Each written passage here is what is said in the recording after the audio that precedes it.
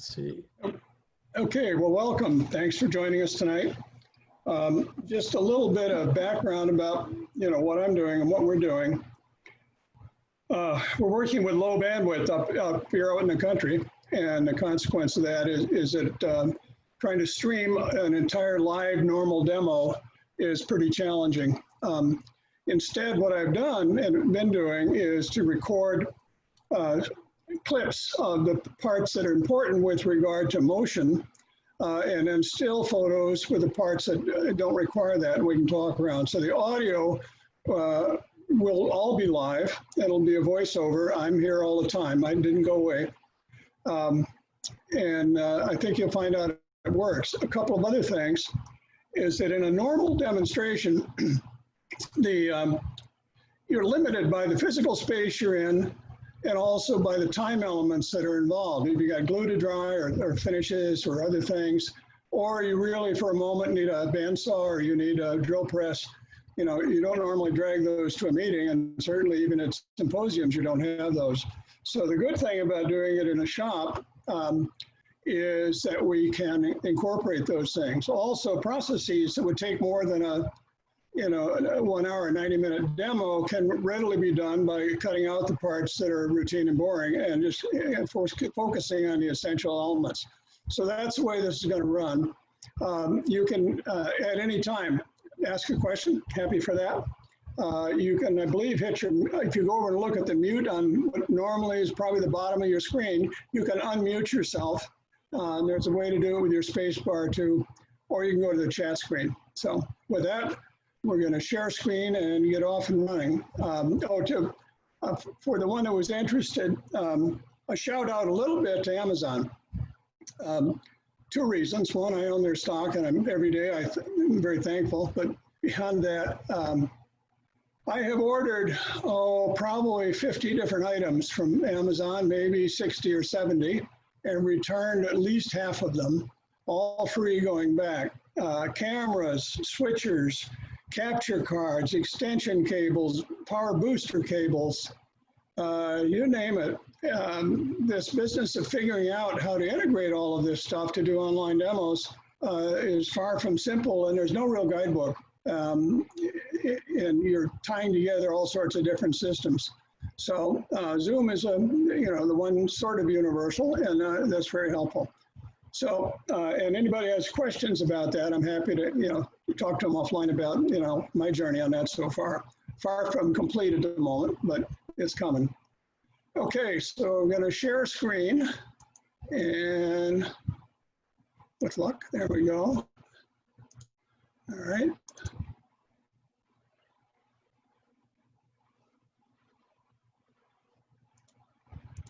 Not so good. Let's try that again.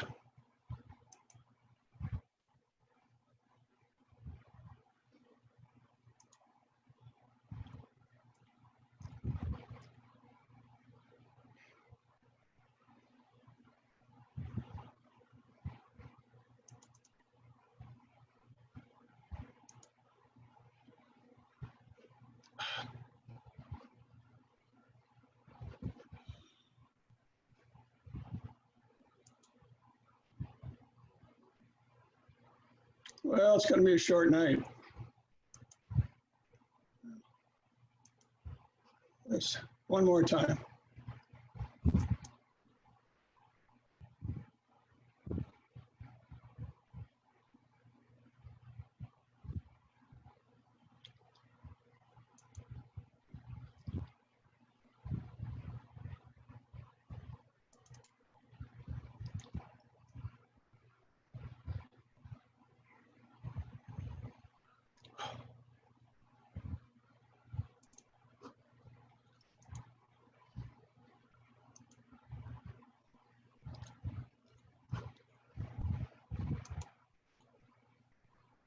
Son of a gun.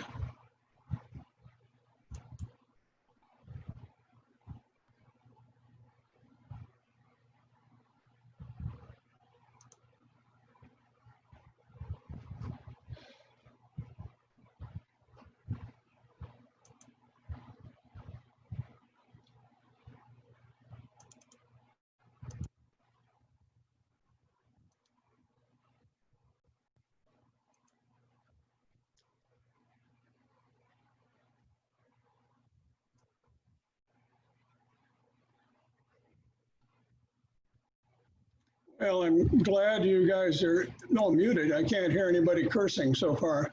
I see Cheryl's lips moving, but I don't hear it, so that's okay. So Bill, this is Chris. We're seeing your, it says you're sharing a screen, but it's black. Are you trying to share a video or No, PowerPoint. PowerPoint? Is the PowerPoint open and in the play mode? You got to have the PowerPoint all the way open before you share the screen, and then hit the maximize for video. I think that'll help as well. Those bottom buttons in the lower share screen when you go to share the screen. Oh, goodness. All right, looks like we're getting there. Piecemeal.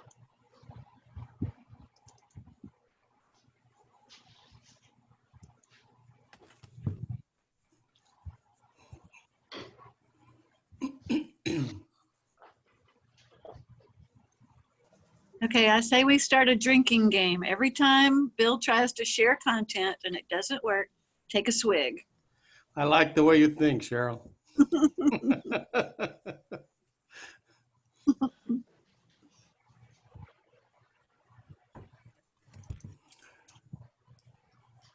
Well, whenever we share, we don't have the host do the sharing. We have somebody else do the sharing, and it works really well.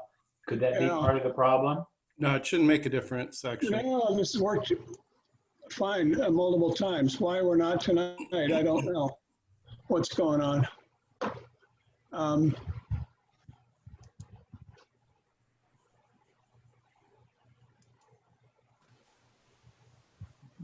You must have done an upgrade. Figures. All right, I'm going to log out and reboot and come back in. So you all talk back and forth for a little bit, and I'll be back. Good idea. It's party time. Everybody can unmute themselves if you want. Dad left the room. We That's a can, good story. Hey, Cheryl. Tell us more about your demo, Cheryl. yeah, sure. What are you going to demo? It's encaustic bowls, so it's a wax process. I did it for our club. I'm not sure what month that was, but it's on our YouTube channel. So it'll be similar to that. Hopefully a little more polished with a little bit more experience. But COVID was nice enough to give me a whole lot of months. But I was on the PCT most of those months, so not like I have all the practice I need. But this is actually very interesting to me because it has to be a remote virtual demonstration. I have to learn how to do all of this well and get cameras and the right angles and all of that. But I think it will, because I'm not actually turning, it should lend itself to virtual demo very well. Cheryl, what club are you with? I'm actually the vice president of this club, the Gold Country Turners. You said like you were with another club, so I was trying to figure out what other club. Well, I also belong to the NorCal Club and to the Auburn Foothills Club. So I do all I can to learn from everybody that I can. Thanks. That's what I'm here for. Hey, Cheryl, I've done a lot of work on using Zoom and video processing. So if you have a question, let me know. Thank you. I have a million questions. Okay. I've done a lot of training on that. You're always awesome for answering my questions. Thank you.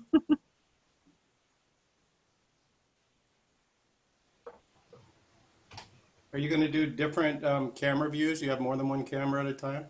Yeah, I think that would be good. I think it would keep it more interesting. Yeah. So, yeah.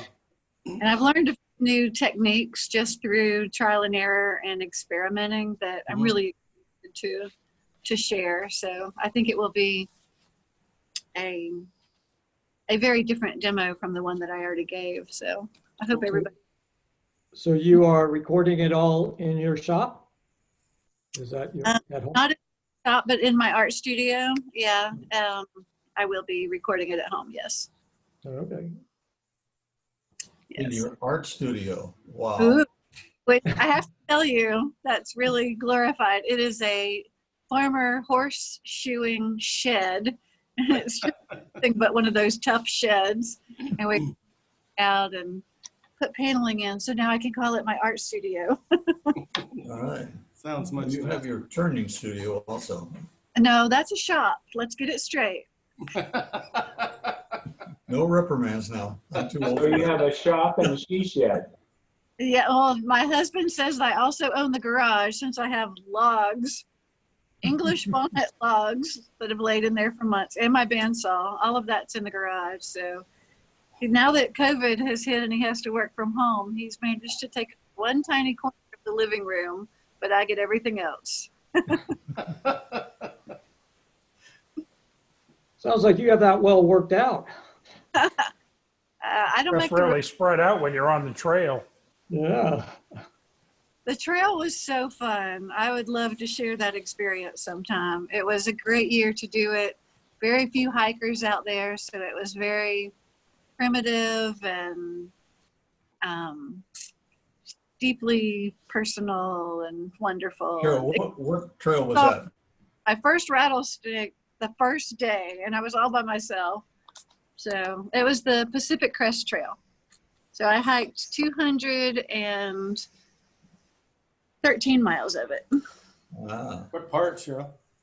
I started at the Mexico border and went north. All right.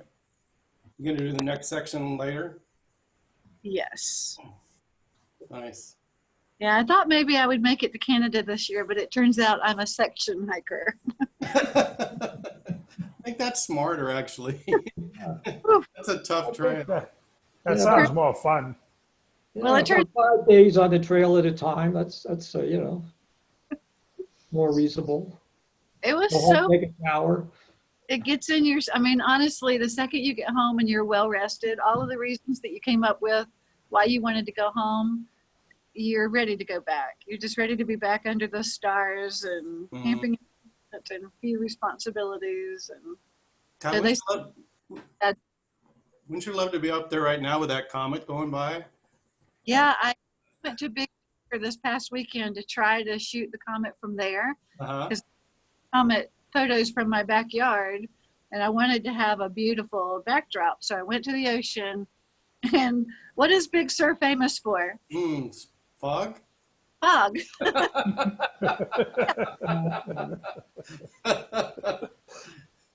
Yeah, I also the Golden Gate Bridge. Yeah, summer in San Francisco. It's foggy. Yeah. Yeah. Yeah, I froze my tail off too. I know, but like a tourist, I showed up without long pants or sweaters. Oh, God.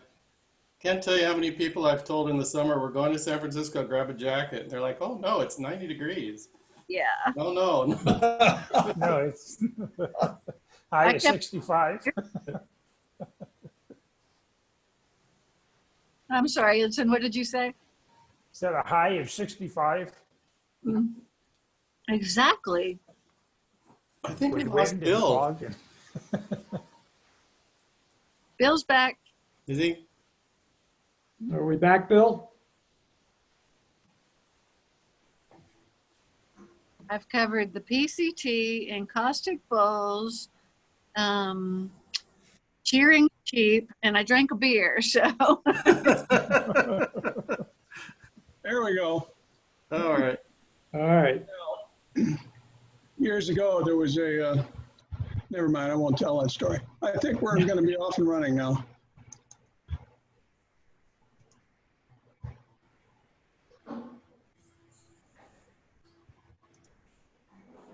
hey, there's something. Success. All right. Okay, let's see. Is everybody muted?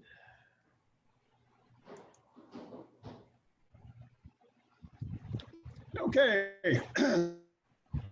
For whatever reason, I've become fascinated with the some of the issues of what we do in turning, and one of which is that we make everything we see, we make it round. And it does seem like there might be some other options. Nature everything is round to start with. But then what do is we immediately put it through saws and whack it into rectangular shapes. And then we drag it home and then we turn around and cut all that off and make it back into round again. So there's a little bit of moderate idiocy involved in that, or at least conceptually, although I know why we do it and we all know why we do it. But this is sort of exploring ways of doing things that aren't entirely round, and it opens up a bunch of new doors with regard to things you might want to consider doing. What we're going to do tonight is we're going to take a cube of wood. It's going to end up with an internal cavity that will be useful for storage or not, maybe for salt or something like that as a salt box. We're going to provide some enhancement artistically, hopefully, to the block itself, and then we're going to come up with a lid, and there's numbers of choices as to what that could be. Just a little bit of philosophy. I made a permanent enemy a while back, several years ago, from this woman who used to, she did embroidery on aprons and shirts and jeans and things, and she's, advertised as being art. And I said, well, a lot of people wouldn't consider that art. It's really craftsmanship. And that ended our relationship. A defining split between craft and art. Somebody once told me if it'll hold water as a wood turner, it's a work of craft. If it can't, it might be art. In working with wood, we have the opportunity to transcend from craftsmanship and workmanship into art. We don't always get there, but that's what we have to do. It's my premise that a wood turner desiring to get to being an artist first has to master craftsmanship and workmanship. That may be fine, that may be as far as anyone wants to go, but those two elements are necessary. If you're going to create art, needs to be something that isn't just a random accident, rather it's something that you did intentionally.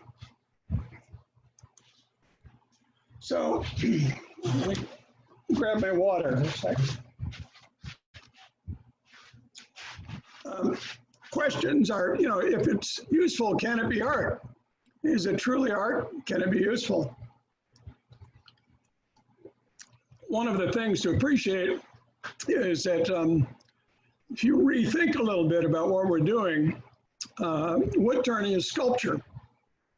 We are doing the same thing as a stone artist does in sculpting away what's there.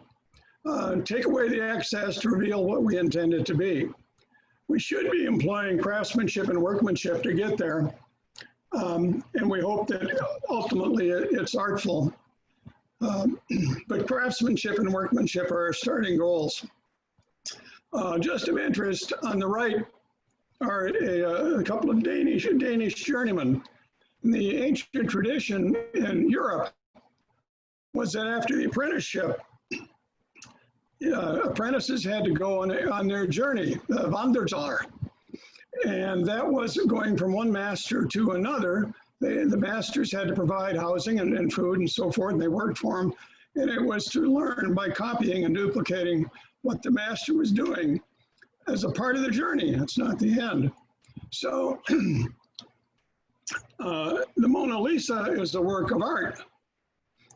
Making a copy of the Mona Lisa is a work of craftsmanship, artistic craftsmanship perhaps, but you don't get credit for the art.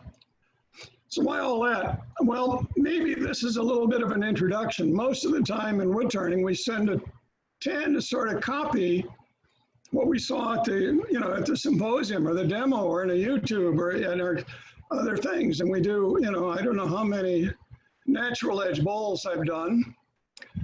And regular bowls, they're in the thousands, and but they're all nicely done. I would say they're artful, but they're not art really. They're crap because whatever I'm doing, I'm copying what somebody else has already done. So this is a step in opening the door to your own expression, your own art, perhaps your own creativity. So in every case, this is going to start with a cube. Just to refresh you, a cube has 6 sides to it. All sides are exactly the same length. All sides join at exactly 90 degrees. The opposing sides are parallel. We're going to be working with sizes nominally in the 3 to 6 inches. You can't buy a cube. You'll have to make it. If it looks like a cube, it isn't, because it was cut green and it was seasoned and aged, and it will have warped differently. So it takes some time. A table saw and a bandsaw and a joiner are the easiest way, but you got to work at it to get it perfectly square. A distinguishing feature of this, in most wood turning, we get rid of a lot of wood. We start out with something much larger, and most of it ends up on the floor. In this case, we're going to start out tonight with a piece of wood, and it's going to end up exactly the same outside dimensions as it did to begin with. Bolt turning, you've got 2 sides you're working on, a top and a bottom. That's it. Turned out it's pretty simple. It's oversized. You're going to take a bunch of stuff off. You're going to remove the chuck marks, ultimately a cube. Whoa, you got 6 sides to work on, 5 different reverses. The blank has to stay the same size, and you can't take away wood to remove your chuck marks. There should not be any remaining obvious evidence as to how the wood was done, how it was held in the lathe. So there are fundamentally 2 ways that I've found. There are some others perhaps that work as well.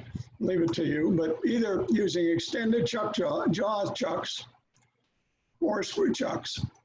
And screw chucks can either be a faceplate style screw chuck that is dedicated single purpose, or it can be a woodworm screw that fits within 4 jaw chucks as they're normally enclosed with it.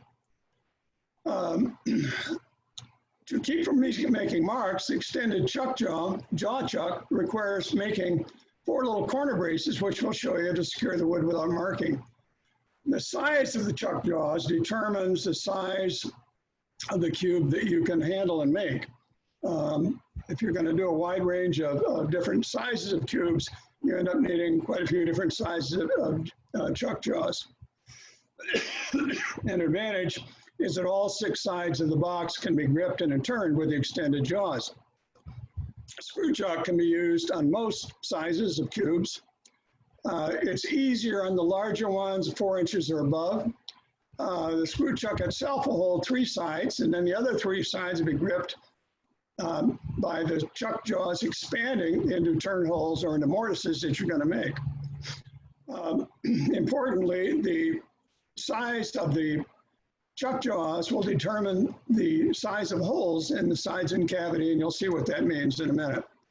So here's kind of a set of pluses and minuses. The extended jaws, anywhere from $50, $60 to $120, depending on the size. Small blanks, they're hard with a screw chuck, and you'll see why in a minute. Larger blanks, generally good with either. The screw chuck, in theory, is not limited in the size you can work with. Extended jaws are limited in terms of a maximum size that you can fit into it. Flexibility, screw chuck can do almost anything. Extended jaws has some limits. Security and safety, both are good, used properly. Speed in using them. The extended jaws are basically faster. The accuracy of centering, which is really important for symmetry, it's very dependent on the skill of the user, the turner. And the extended jaws, it's automatic. You don't even have to measure it. There are ways of doing convex side holes or domes. That's not possible with a screw chuck, is with extended jaws. I'll show examples of that later. Again, through holes all the way through, not possible with a screw chuck, but can be done with extended jaws. And limitations, pretty much a screw chuck doesn't work with small cubes. The other limitation with extended jaws is multiple jaw sets can be needed. I have, looking over my shoulder, mounted 1, 2, 3, 4, 5, 6 on jaws now, and 3 more in the drawer. So you don't want to be as nuts as I am about it, but that's what I have. Confirmed ways that do not work is very important. I'm going to show you that works with extended jaws, does not work with normal jaws. It is very, very dangerous. um, because you've got a block of wood that's 4 inches long and you're only grabbing a quarter, 3/8 of an inch of it. That is not enough for the amount of torque that's going to be on it. Cold jaws, and how do I know that? Well, I know that from flying pieces of metal and wood that flew over my shop and told me I should make this slide for you guys. No blood. A vacuum chuck, again, not secure enough. Cold jaws, same problem. Not enough of a grip on the wood to hold it in place. Possibles, Forstner bits. There is a way to start with oversized tubes, then create tenons, and then removing parts of it. There may be some others you can come up with, but don't try to do this using normal jaws. I repeat, do not try to do this with normal jaws. It could get really painful. All right, so here's how it works with extended jaws. It starts by cutting. These are little pieces of 1/8 aluminum. It's a 90-degree angle stock. It's 1/8 of an inch thick, 1 inch on the sides, and they are pieces. Oops, wrong one. You can see what they are. They're used as braces to fit on the corners. They keep the jaw, it lets you really crank down on the wood itself very, very firmly, but keeps it from marking up the wood in any manner. The tape that's going around has zero to do with strength or safety. It just has to do with convenience in putting them in the jaws. I repeat, it's not a safety factor, so if you've got one more thumb than I do, you may not want to bother with the tape. You can buy this aluminum at any of the hardware stores. They're just fine. So, all right. What's important is that the corners go between the chuck jaws, not into the center, not into the part in here. So you're bearing in 8 locations firmly onto it. That was the first turn. Here's the second. And here's the third. I assume all of your chucks have 3 tightening jigs also, or tightening holes. In fact, they all do. And the whole purpose of that is that there is friction in the gears. And that friction causes something that's called lashing in the gears. And so if you haven't done it before, if you tighten up both sides as tight as you can and then flip over one more and tighten again, son of a gun, it moves, it tightens. And that's due to the internal friction in the chuck. So when you want a really good, secure grasp digging in, you want to turn at least 3 times, maybe 4 for a really big piece. So, whoops. Again, don't use this method with standard jaws. You can see we're gripping all the way out, almost all of the wood. 2/3 of it or better is being held between the jaws. A very tiny bit of it would be being held if we were using standard jaws. All chuck jaws are made the machine is a single piece. They are a perfect circle when they're done.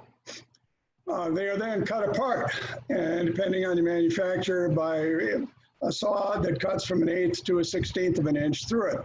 So when the jaws are separated by, that's nominally 1/8 of an inch, you now would have a perfect circle within it or within the outside. As you expand the jaws, you start losing that.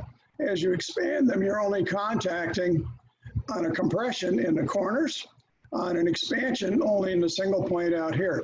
So the closer you can work for firmness and safety, as well as for not bruising the wood, to the perfect circle, you're good. So in this case, these are Vicmark, they're nominal 2-inch jaws. The interior dimension is 1 13/16 inch. That's what is separated here by almost 1/8 to 1/16. The exterior dimension, 2 5/8. So anything set is going to be just about perfect.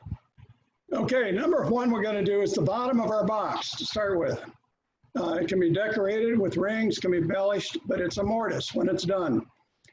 It'll be just slightly larger than the diameter of the exterior closed jaws. You can leave it plain.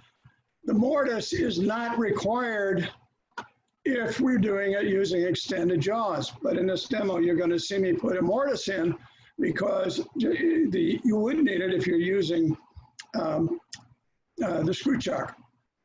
You don't need a big one, 3/16 of an inch. You're really, feeling frightful, do 1/4 of an inch. Must be sized to fit the chuck jaws you have. Now you're going to notice that what's occurring is your chuck jaws will have an influence over what you can work with. All right, so I've used my calipers to mark off on the bottom of the, this is the bottom of our blank, our cube. The top is held against the jaws. And so we're carefully, initially with a bowl gouge, going to begin our cut. Sweep toward the center, just like you're doing a bowl. It is a really shallow cut. You can come directly across.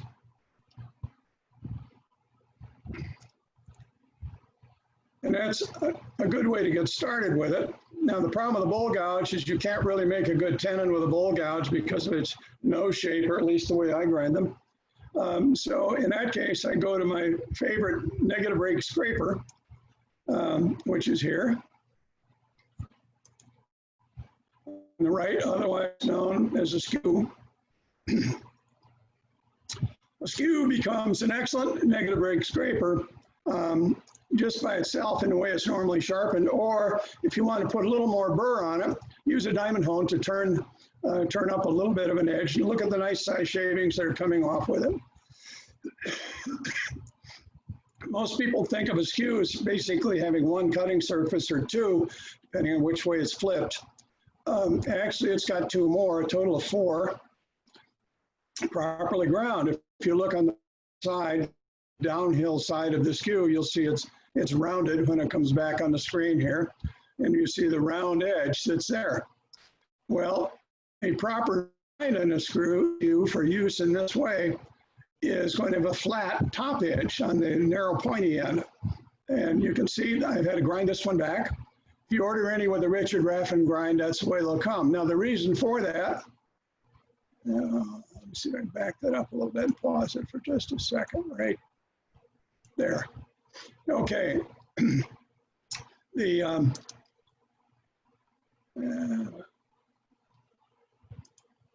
Okay, right here, I think you can see my pointer. That is polished very sharp. And so is this edge right here. And so you can use these edges as cutting edges on a skew. And you can use it to move sideways and cut into, to widen it out, to hollow, to do straight, all sorts of things when you start playing with it. A lot of the skews come with this either rounded over or not sharp, or if it's flat, it's been buffered on the sides and up in here. So you can put it to your grinder and sharpen it out, and then you've got a multi-purpose tool. So you got a four-sided skew and a good negative rake scraper. So that alone is worth the price of admission.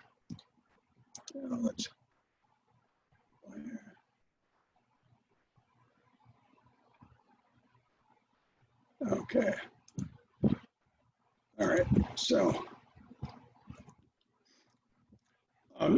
you don't really need to create a taper or a dovetail in this. You're not going to get a tremendous amount of torque.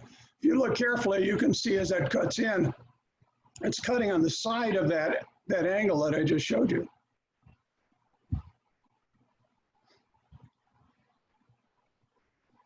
Look at the really fine little shavings coming off. Now, another advantage to this is that I get very flat lines when I want to, and I also get, this is hard maple,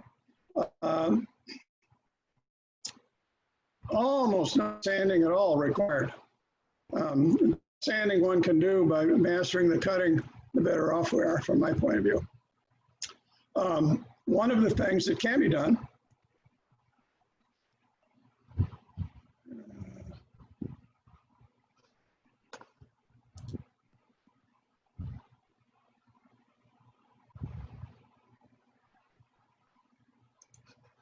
Okay.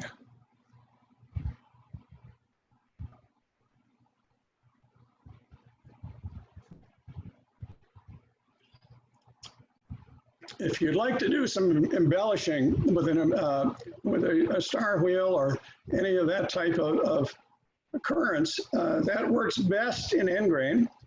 And in fact, that's what we have here. Boxes are end grain, typically. And so you're going with the grain. So this is a good area in which you might want to later embellish. So these are different types of embellishing wheels. And you can see the process. My good friend Nick Agar that taught me this stuff, he said that the key to it is getting a really good grip, leaning in like hell, and pressing until it seems like a cat screaming caught in the door. And I don't think Nick liked cats much, but at any rate, that works. And if you turn it side to side, then you can create spirals and lots of different kinds of motions associated with it. Okay. So you can see the marks here. They're not very, this lighting is hard for it to show up, but they're there.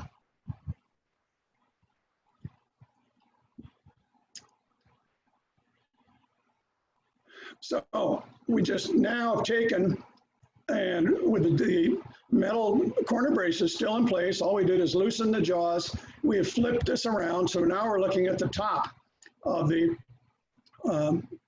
top of our box.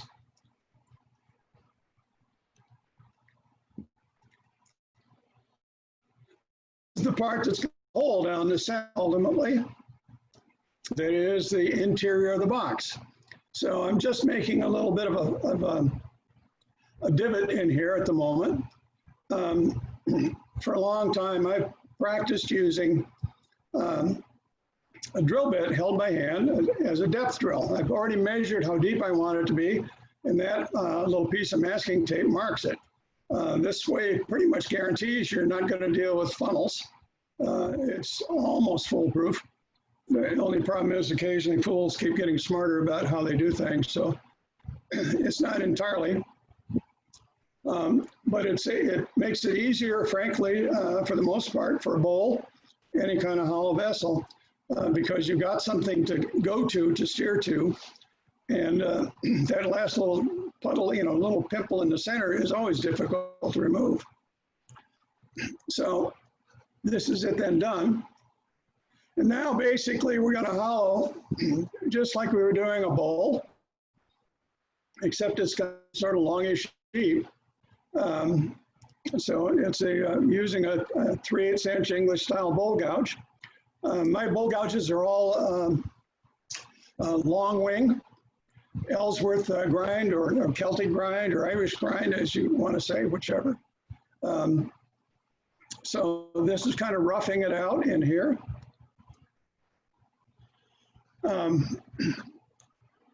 My pattern for all my interior work generally is to start it with a gouge and finish it with a scraper. With boxes, my preference is a round bottom. I think a flat square bottom with corners is ridiculous. You drop something small in there, the only way you're going to get it out in a corner is to pick the box up and shake it upside down, which maybe isn't what you wanted to do. But if you make a rounded bottom with the center points in the middle, whatever is in there down at the bottom will roll to the center and you can pick it out. Another option, particularly if you were doing these, a bunch of these for production, would be to use a Forstner bit in a Jacob's chuck and a tailstock, and then sizing the Forstner bit appropriately.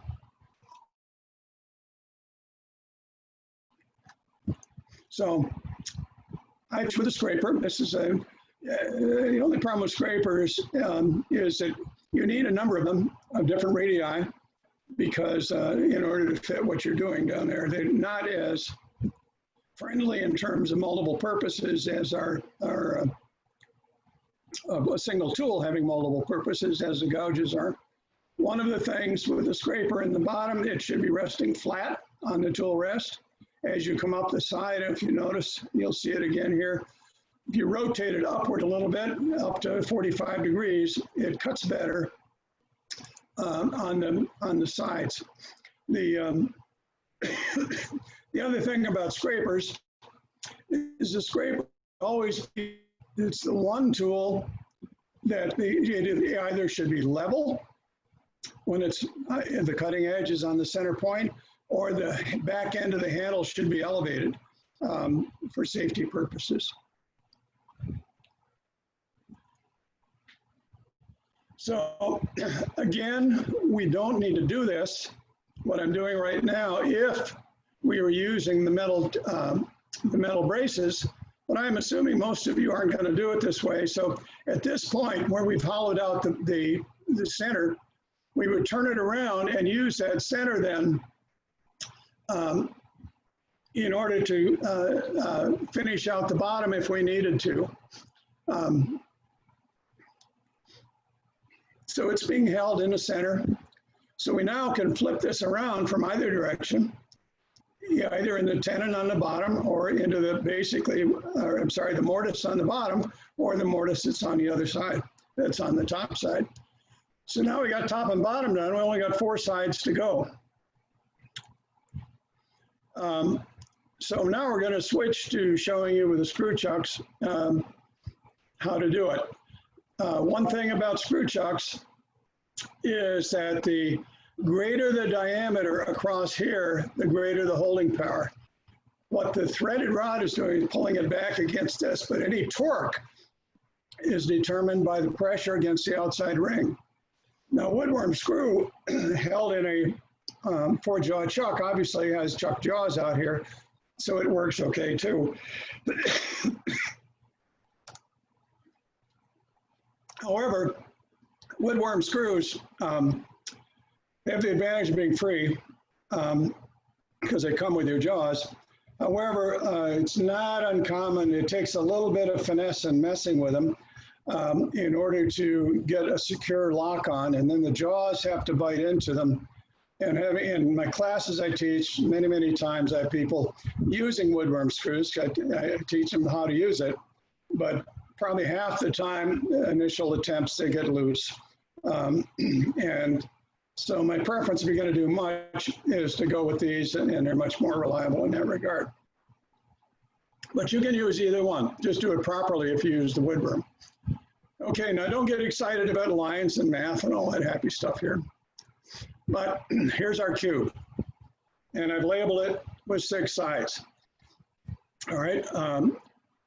Side A is the bottom. I'm sorry, side A is the top. Side B is a side, side C is the bottom, or is the bottom, D is a side, and then E and F are the other 2 sides. Don't get too worried about all the letters. Draw lines across the corners. If you've made a true cube, then that'll be exactly on center to make the center marks. You need to mark 3 sides, A, B, and E. So this is through this axis, going through the center with a grain, and then on the other 2 sides. You're going to drill just deep enough to secure the blank. What you need to remember, and we'll talk about it more, is that there's going to be a cavity in the sides in here and the outside, so having it intersect your hole makes it a really poor way to store your coffee. So we've got to be respectful of that. So we want the drill holes just to be deep enough to get a hold on the blank without being any deeper. All right, so we've marked the top hole.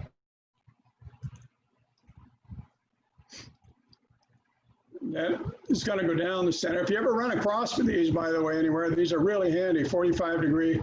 These are sterrets. They're made back in the 20s or 30s, but they're around occasionally. Machinists use them. And for a true cube, they just let you make 2 lines across without having to worry about it too much. Phil, Yes. why don't you use your aluminum and just put it back in the jar? It's just the same. Oh, we could, except that I'm trying to show you how to do it without the aluminum. Okay. who don't have extended jaws? It's a good question, and most of you, I assume, don't, or you may not. And so being able to do it either way is a good plan. Does that answer the question? Yes. Okay, so we marked it, drill press, get it nice and straight. This is sized, this is a depth gauge on here. I've added spacers to my screw chuck so that I have a shorter amount of it here that's going to go. Now this with good maple, hard maple, that is going to be adequate. And in fact, it turns out to be the case. So mounting it again, side A here is going to be the hole that is the center of the box, the cavity, and then B and E are going to be sides. So mounting the other thing with the little spacers, if you're having to cut right toward the chuck, if you can cut into a shaker into one of the spacers without causing any problems.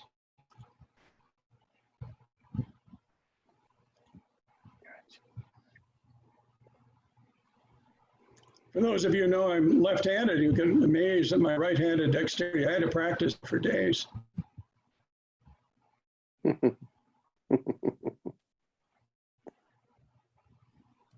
I have to come off mute to laugh in all the right places. Okay. Okay, so that ignore the letters that are on here because they were done before I decided to use this schema. But this is now the bottom of our, what will be our box. Okay, so for the bottom mortise, these kind of calipers are very handy. This is the chuck I'm going to, okay, we're going to use both a chuck and a screw chuck for this. This would not have to be an extended jaw. This could be a normal jaw chuck for this purpose. We'd measure the outside of the diameter of the jaws when closed within 1/8 of an inch. And then we would take that and translate it. Take the jaws and like you do on the bottom of a bowl, push the left and not the right, and get the two to line up and make your mark on the bottom. And there you go. Now you've got a good mark. This is an easy way to do it. And we know where we're at now with regard to the size of the hole. So we make this tenon, it will fit onto these jaws. Make that mortise, excuse me. So this diameter needs to be just a smidge larger than the outside diameter of your closed jaws. You don't need to have a dovetail there. It can be straight, it's okay. If you want to embellish, again, this is a good time to do it. The depth is fine at 3/16 of an inch in hardwood. If your jaws are nice and sharp and crisp, you can go deeper if you need to. So now we reverse. If it looks like I'm doing different ones here, in fact I am. This is sort of multiple projects at the same time. The concepts are the same. Different set of jaws for a smaller hole, but they're going to expand into the bottom mortise. That bottom, holding the bottom mortise in there then will expose the top so we can work on it. Then you would hollow out the center in the normal manner that you would for bowl turning or anything else, or any other box turning. Measure the width, and we'll show you the illustration here in a moment. There's our bottom. There's our bottom tenon.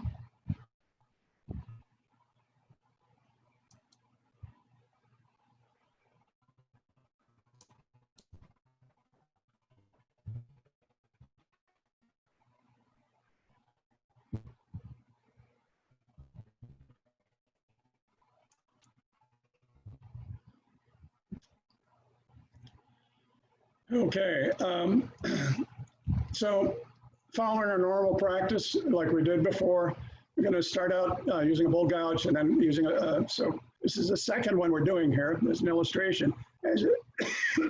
Ignore the fact that there are aluminum tenons on the side. Pretend in your mind that in fact this is being held by a screw chuck on the other side. It's very difficult when you're doing these to remember, oh, I should have taken that other photo, and to put all those chips back in. or glue them in place so you can do it again. So I've done it a couple times, but I don't recommend it. So again, a box scraper, curved scraper, narrow, and you may need multiple sizes of scrapers to get your top lined in. Now, we're going to get to the sides after this. So we've got the top and the bottom done. The bottom is just that small mortise, and the top is a large, a cavity that is the interior of the box. The sides are going to have to be concave, number one. They're going to extend inward to very slightly past the, that's not supposed to be happening.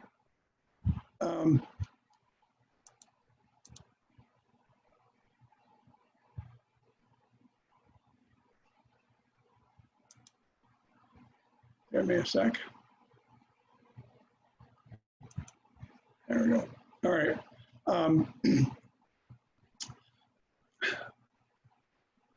The holes on the side are going to have to be a little bit past to cover up the drill marks, the drill holes. They're also going to have a radius of just slightly larger than the exterior radius of your chuck jaws, because they're going to expand into it, and they're going to need a small rebate. On the first side of you're doing a side, you're going to hold it in the lathe using the screw chuck. Then you're going to flip it around and 180 degrees and secure with your chuck jaws by outward expansion on the other side. You'll see here in the following. Okay. So when we talked about a small rebate or rabbet, this is going to be in here as a sloping side. So for the jaws to fit in here and not slide down and to keep it straight, you need this little shelf for it to fit on. That can be as little as a 1/16 of an inch and 3/16 over here, but that is necessary for it to fit.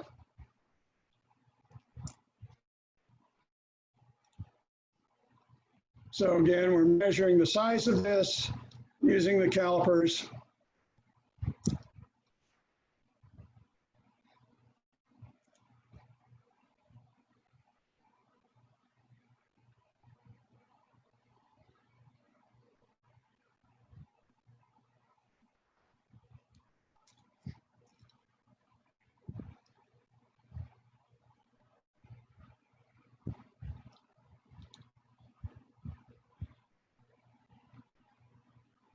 Again, our negative rake scraper goes to work. You can cut very crisply right into that corner. Actually, with a skew, the French will hollow a whole box using a skew. They don't pay attention much to scrapers. You may find that the bottom isn't perfectly aligned the way it was ripped initially, so you can also use it at this point to just take off a little bit to make certain you have a really flat bottom or a little bit concave so that it'll sit flat when it's done.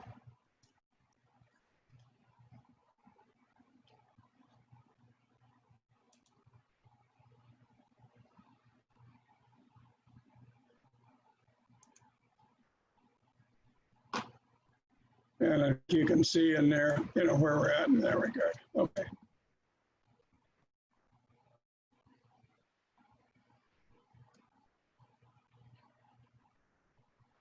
Again, cutting with the side of the scraper, the skew, and it gives us what we're looking at. All right. The next part then is on the sides to consider what we want to do with it. And really a simple gentle curve is the nicest. You can't do this one, but you would have a little bit of a rebate in here. And this is a sample box I've got that's got about everything on it. But a nice gentle curve that's not too deep. And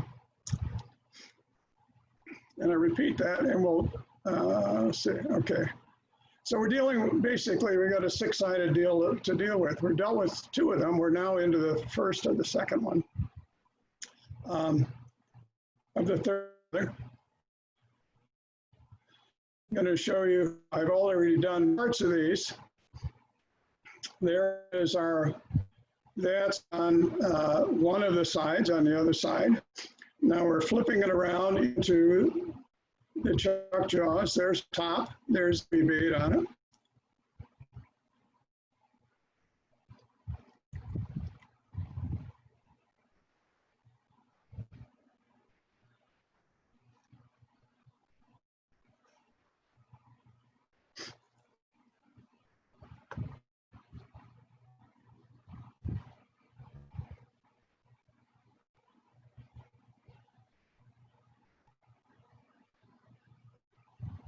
You'll find that the size of your chuck jaws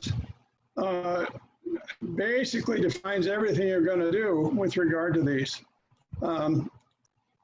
It gives you ranges in which, but you can't get outside of those.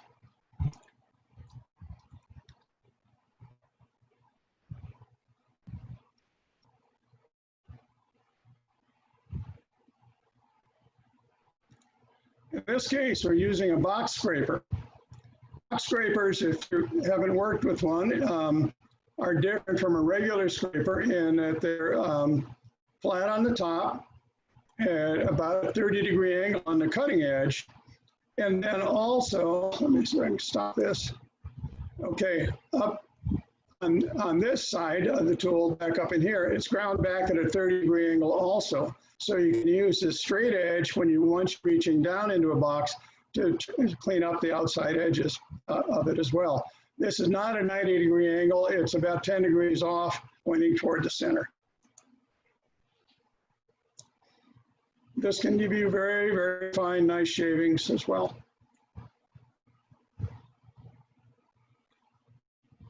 Works particularly well into end grain, which is when you're doing normal, regular friction fit lid boxes and whatnot. Here I'm just trimming up the, making a really crisp little corner there for the jaws to fit into, using a small skew to do that.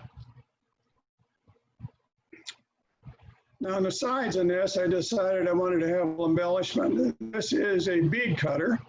It's curved. If you can see on the very top, the curved nature. You hold it up and you can see you place the one in the path of the other, and we're creating these nice little simple round beads. It's quick, it's simple. Considering the size of that, it would be almost, it could be done with a fine little gouge, but it would be tough. This is quite simple. Ashley Isles makes one, a couple of others. They work well.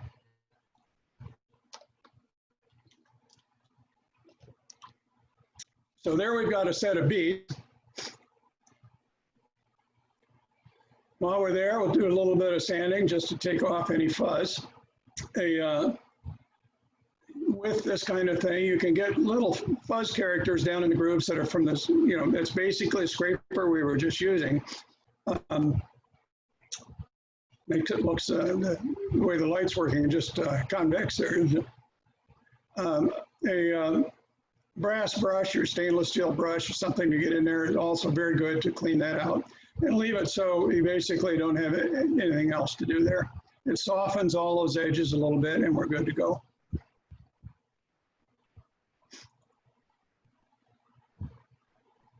Going back just to touch them up a smidge. When I stopped it, you want to stop it when you're working with that tool and take a look, inspect it with it not moving, because it can be a little deceptive.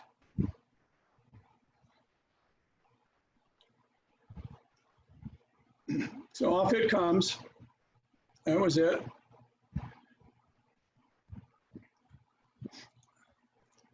That was doing beads.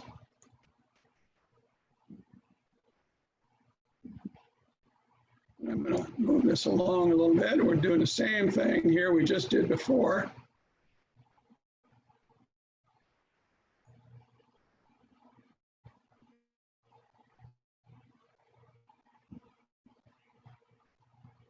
Don't you wish you could work that fast? Okay.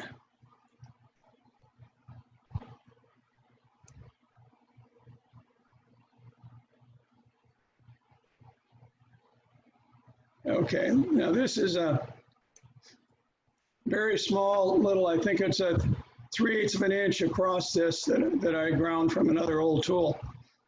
And so what I'm going to do now is we had beads there, and I'm going to do coves with it and just use it as a scraper. And let's see if we can zoom in. So each of these are little coves that are going to come up when we're done.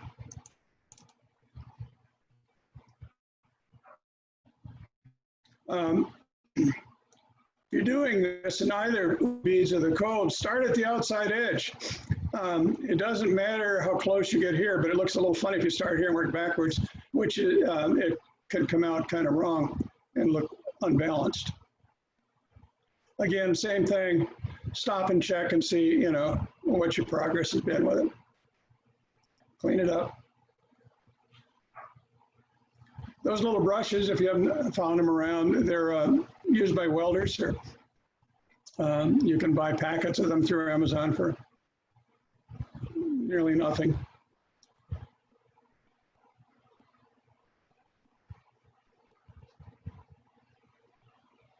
So now we have coves and we got beads. So two sides have coves, two sides have beads. We got embellishment on the bottom and we got a hole in our top. And that's a little rough yet. We'll clean that up some more.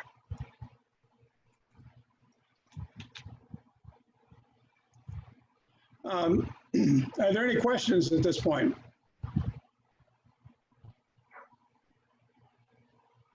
Okay. Well, now you've done all 6 sides, so it would be time normally to stop, have a coffee, or Randy, I know you'd have something else, but whatever your beverage of choice is, take a little rest, because the hard part of the bottom half of this is done. So now moving to the top, you have lots of choices. There's a lot of structure in the bottom, but in the top, it's almost unlimited. So what we're going to do is to create this top, and it's going to be half a ball, this circular with a little bit of an indent, so that this will rest on the flat of the box top, and this will be an insert that fits into it. Alternatively, you can take just a round, those of you who'd like to turn just round balls. Hey, Tony, if you're still there, like you, and Craig, you can just use one of your round balls to fit into the top and it'll work fine. Or you can take and segment it off. You can make it rise a little higher so it's rebated coming back in on the sides. You can make a flat with a little bit of a knob there. If it's going to be useful, like as a salt box, if you think about how it might be used to just stow over in the kitchen, you're going to have an implement in one hand, and you're going to want to take the lid off with one hand and get a pinch of salt with the other. So you want something your fingers can get around okay. So you can do little towers. You can do a Middle Eastern onion dome kind of thing. You could actually make a top that's stuck in there, a little surprise for people. You could make a little box that sits on top, let you figure it out. You could also turn a ring that you'd stick your little finger in, or whatever else you like. Could be the same kind of wood, or could be something different. Ebony would be very nice. Could be 2 pieces. Could be a full, and anything you'd like, you know, you can do with it. So this is the time to play. The same box, you can make a lot of different tops and amuse yourself and, you know, see what you like. So in this case, we're going to do a round top. And we're going to start, I marked the center, drilled it, mounted it here. Right at this point, if you can see the, I think you probably can, but let me zoom in. Right there was the center point, which is right in line effectively where the box top is going to be. I use a compass to swing this on the sides. So here's the outer side of where I expect the ball to be. And then somewhere in here is going to be the inner side. This is just a reference for me in turning. What I didn't mark on the wood, although I did do, and I should have at the time I did it, but the magic of being a virtual demo is I can add this tenon back on.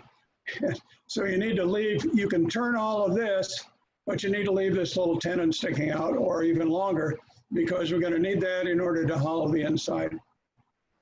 All right, so, all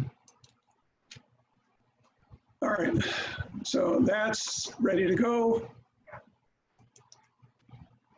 I also made a cardboard cutout that gives me the here that is the same. So once we start turning, cut away these marks, you can't see what we're doing.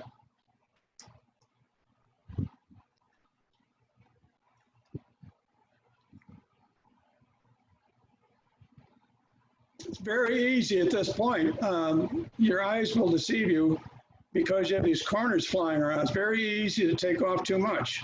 So you want to be very cautious and stop from time to time and take a look. And you can use these guide marks over here to set up, where you're going and to see what else you need to do now. All right, so you can see here, we got pretty close right in here, but we're way off over here yet.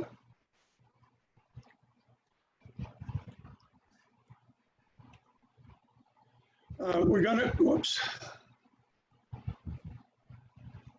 gonna leave a tenon in the top when it's done. So, and this is sized to fit to whatever chuck you're going to be using. So you're going to finish rounding it out. It's not rocket science. It's just like you'd make a normal curve on the outside of a bowl. Then you're going to flip it around so that the tenon on the top is being gripped by your chuck. Initially, you're going to use a bowl gouge. That hole down the center is where the screw chuck was grasping it.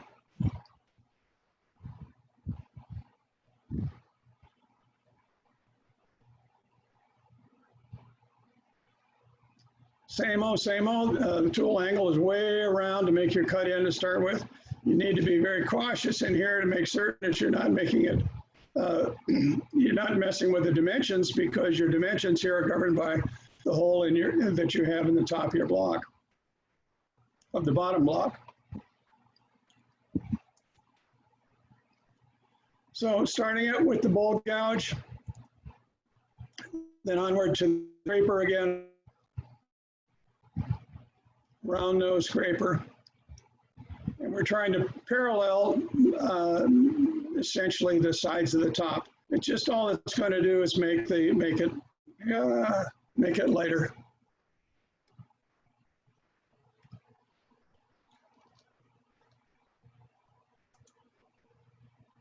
So the scraper will finish it out. You can, with a scraper, you can get a really fine finish, just basically taking off dust. And so very, very little sanding is needed.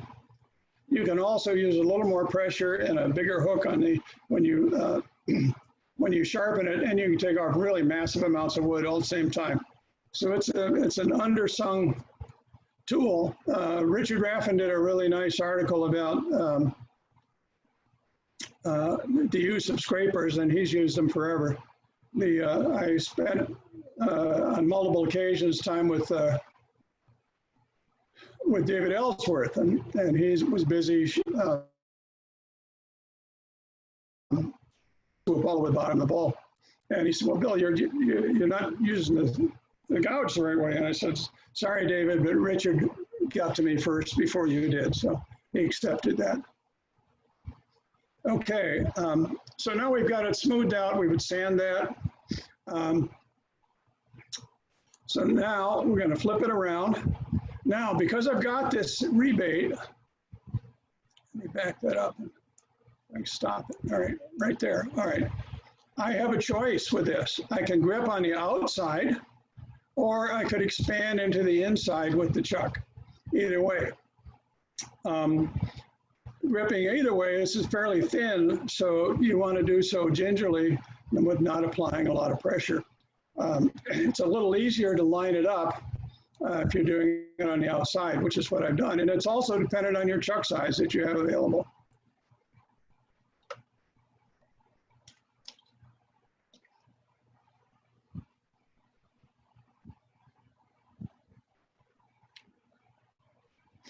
Now, if you were going to put add, say, another wood to the or a little a contrasting wood ball, then you'd want to allow a little bit extra thickness in the top up here to be able to drill in to mount it in place.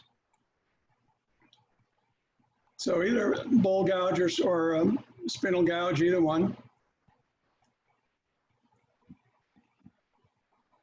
So nice working with hard maple.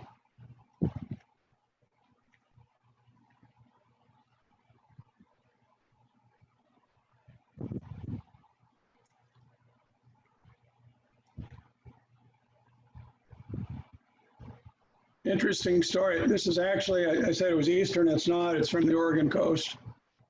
Neil DeVore and I were up there, and from a fellow that was sort of getting out of the business. Had about a third of a 20-foot container filled with fiddleback maple that he'd been intending to move on for doing musical instruments. And, but he needed to move, and other thing, he wanted to sell it, so he could make us an outstanding deal. Well, we looked at it all. It took more than 2 truckloads, pickup loads, or about 2 pickup loads to get it home. Well, up there, and then right on the coast of Oregon, so we're very close to the gauge there, a little more yet. And that's where this wood is from. It looked perfect in there. We were really excited about it. So we loaded up the truck. We were home about 3 days later up here in the hills and took it out, put it under a tarp outside. This was in the summer months. And lo and behold, a week later, when I got to it, everything was cracked. This stuff had been drying for 5 years, but it was, we lost almost everything we had except for little things like this. Because the humidity difference here from up there, it was probably sitting at 12, 15%, something like that. And or maybe more, and then getting down here to 6%, 8%. Big loss, so learned something in that process. That's using the side of the gouge as a scraper, the long wing just to, and then turning around into it. So it's nice and smooth.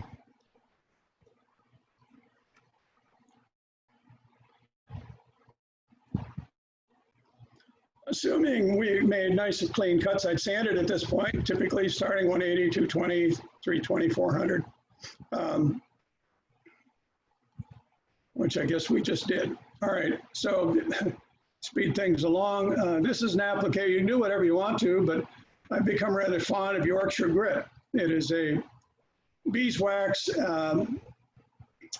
oil, and abrasive that's all mixed together. Name is Yorkshire grit. You can Google up Yorkshire grit and you'll find it. It's different. It's got different granularities to it, different sizes, but they break down as you use them. So the longer you hold it on there, the more they break apart. And according to the guy that makes this stuff, he claims that you're ending up, now you see, if you wonder if there's grit, you know, if there's some grit in there, there absolutely is. You saw the holes in my little piece of cloth.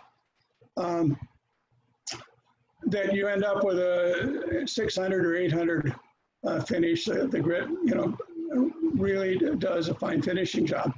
They claim you only need to finish to 200, sand to 200 grit, and then this will take care of the rest.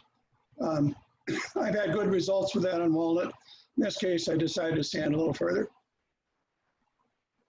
What you do want to do at the end is to get some clean cloth or paper towel, because you will get a little bit of grit on there, or a little bit of the wax that's on the surface. Some of it will go into the wood, which is fine for pores, but you want to get as much off the surface as you can when you're done. So lots of other choices, but the shellac style finishes bond with it very, very well. And I use Mylans. I've been using it for several years. high build friction finish. You put it on a very small little dabs. You don't overdo it.